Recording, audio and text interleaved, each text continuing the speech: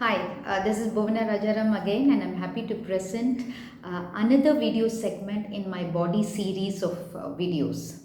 The first few segments, video segments, dealt with idioms that had hair as part of their sentence structure. Then we also looked at idioms that used I as part of the idiom structure. There was also nose that we dealt with. But in this video segment, I have a set of phrases that use cheeks as part of their idiom structure, right? Very interesting ones, and completely, they give a completely different meaning than what is there as part of the sentence. So the first one is tongue in cheek. Tongue in cheek is often referred to when you make a very sarcastic remark about a situation or somebody. So he made a very tongue in cheek remark when he said that she hardly wakes up any time before noon. So that is a very interesting way of using cheek when you want to make a very sarcastic remark about something or somebody. The second one is bring roses to one's cheeks. This is all about giving that healthy pallor to your face. She bought really roses to her cheeks when she kind of, stepped out and went for a brisk walk in the early morning. And she came back with roses to her cheeks.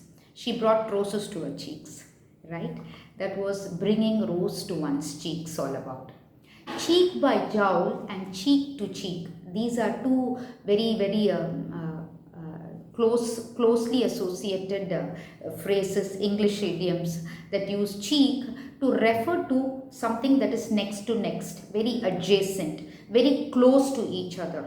So the apartments were all cheek by jowl with each other, right? Meaning that they were all situated very next to next with each other. There's hardly any space in between. The crowd, it was so crowded, and the audience were all cheek to cheek, sitting cheek to cheek with each other.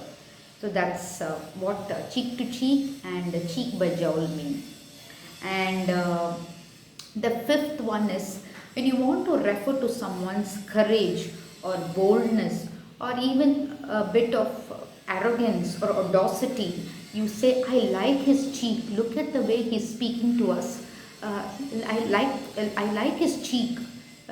He has no sense of, he's not really worried about our feelings. The way he's speaking is, I really like his cheek.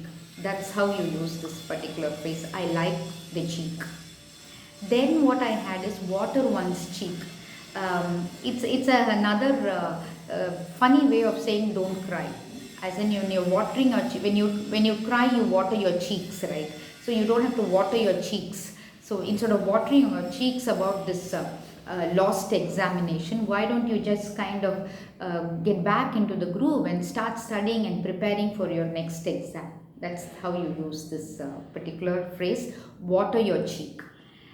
Turn the other cheek is the last one that I had for you. Turn the other cheek is when you encounter a very bad situation, when you're hurt or you're being assaulted, you don't retaliate, you choose to ignore, you choose to move away. So at those instances you say, let's turn the other cheek, let's not worry about responding to this. So this in my body series of idioms, this is another segment, and we'll be looking at other body parts in the ensuing videos as well. But this is all about cheek idioms in this segment. Hope you enjoyed that, and hope you bring it into your conversations on a daily basis. Take care and bye-bye.